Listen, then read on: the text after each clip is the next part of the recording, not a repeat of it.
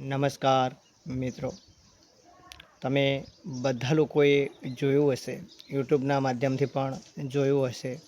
ફેસબુકના માધ્યમથી પણ જોયું હશે, ઇન્સ્ટાગ્રામના માધ્યમથી પણ જોયું હશે અને અનેક સમાચારો, ન્યૂઝપેપરો અને યુટ્યુબ ચેનલના માધ્યમ થકી તમે સમાચાર જોયા હશે કે અનેક આંગણવાડી કાર્યકર, તેડાગર બહેનો પોતાના હક અધિકાર માટે અને પોતાના અનેક પ્રશ્નોના જે નિરાકરણ માટે હડતાલ ઉપર હતા। અનેક બહેનોના પ્રશ્નો જે હતા કે હાઈકોર્ટના ચુકાદાનું પાલન કરે, કે જે હાઈકોર્ટે ચુકાદો આપ્યાને 7 થી 8 મહિના જેવું થઈ ગયું છે કે આંગણવાડી કાર્યકર બહેનનો પગાર 24,800 જે હાઈકોર્ટે જાહેર કર્યો છે તે, અને જે તેડાગર બહેનોનો પગાર 20,300 જાહેર કર્યો છે તે હજી સુધી આપ્યો નથી। અને તમે જુઓ છો કે બહેનોની માગણીઓ હતી કે કાયમી કરે, કે હાઈકોર્ટના ચુકાદાનું પાલન કરે, અને જે તમે જુઓ છો કે ઓનલાઈન કામગીરીનું પણ ભારણ ખૂબ હોય છે, ઓનલાઈન કામગીરી પણ બહુ જ કરવાની હોય છે। તમે જુઓ છો કે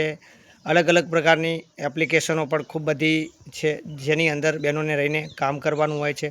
જેનું સર્વર પણ નથી આવતું હતું, તેમ છતાં પણ ઉપરથી જે ટાર્ગેટ હોય છે એ પ્રમાણે કામ કરવું પડતું હોય છે। જેમ કે તમે જુઓ છો કે એટીવીટી એક એપ્લિકેશન છે, એ પણ તમે જુઓ છો કે બાળકો 13 થી 14 હોય છે અને બતાવે છે 5 થી 7, એટલે કે સર્વરના કારણે જે ફોટો પાડીને તમે દરેક એપ્લિકેશનની અંદર જોઈ શકો છો। અને ત્યારબાદ બીજી વાત કરવામાં આવે તો બાળકોની સાર સંભાળ રાખવી, જમવાનું બનાવવું, આપણે એક બાળક પણ પોતાનું સાચવી શકતા નથી અને આંગણવાડી કાર્યકર, તેડાગર બહેનો આપણા 15 થી 20 બાળકો કે વધારે બાળકો હોય છે તે પણ સાચવતી હોય છે।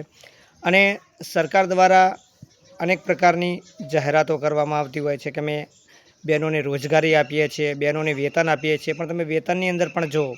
કે આંગણવાડી કાર્યકરનો પગાર 10,000 છે, જ્યારે તેડાગર બહેનનો પગાર 5,500 છે। તમે જુઓ છો કે આ ન જેવા વેતનની અંદર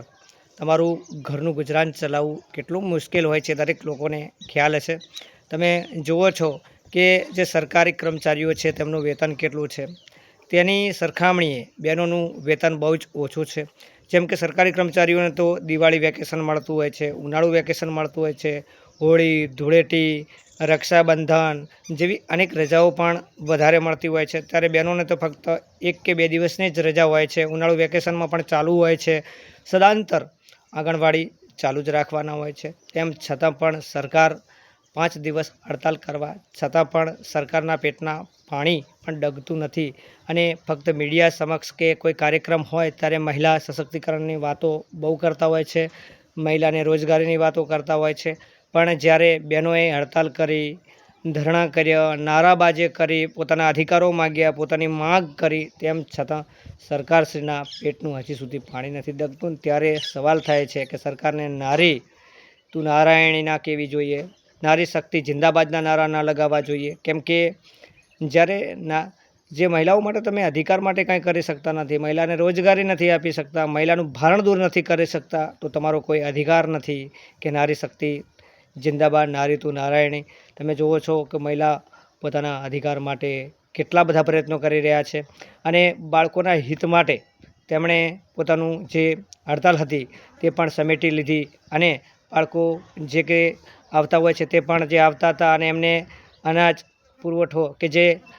ભોજન આપવાનું હોય છે, જે નાસ્તો આપવાનો હોય છે તે આપી નહોતા શકતા અને વાલીઓ ફોન કરતા હતા, તેમના કારણે તેમણે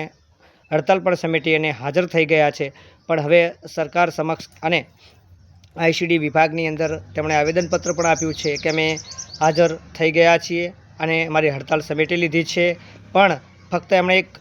નોંધ કરીને પ્રશ્ન કર્યો છે સરકાર સામે કે જ્યાં સુધી અમારા પ્રશ્નનું કોઈ નિરાકરણ નહીં આવે, અમને પૂરતું વેતન નહીં મળે, અમારી જે માગણીઓ છે તે સ્વીકારવામાં નહીં આવે, ત્યાં સુધી ઓનલાઈન કામગીરી કરવામાં આવશે નહીં। બહેનોની એ માગ પણ 100% સાચી છે, કેમ કે એમની માગણી છે તમે પૂર્ણ કરતા નથી અને ન જેવા વેતનની અંદર તમે ટાઈમ છે 9:30 થી 3:30નો, પણ જ્યારે ટાઈમ વીતી ગયા પછી પણ અનેક પ્રકારનું કામગીરી કરવામાં આવતી હોય છે. તમે જોયું કે BLO તરીકે ફરજ પણ એમને નિભાવવામાં આવી હતી. સરકારી કોઈ પણ પ્રોગ્રામ હોય તો બસ મૂકીને એમને ફરજિયાત કોઈ પણ સરકારનો પ્રોગ્રામ હોય, નરેન્દ્રભાઈ મોદી સાહેબ વડાપ્રધાન આવવાના હોય અથવા મુખ્યમંત્રી શ્રી આવવાના હોય, ત્યાં બિન ડ્રેસમાં બોલાવી અને વસ્તી વધારે દેખાય એનામાં પણ એમનો ઉપયોગ કરવામાં આવતો હોય છે.